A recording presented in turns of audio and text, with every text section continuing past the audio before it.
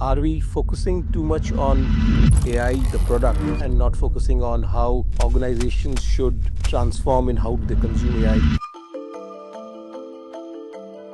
I'm Anand. I work as Chief Digital and AI Officer at TVS Motor.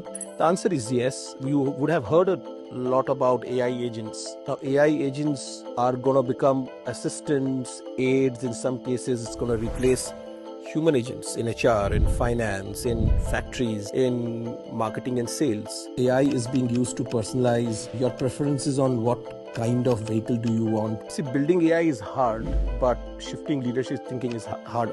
Ultimately, technology is an enabler, it's a driver, but are enterprises geared up to have their HR teams handle how are they going to let the human beings and AI agents coexist?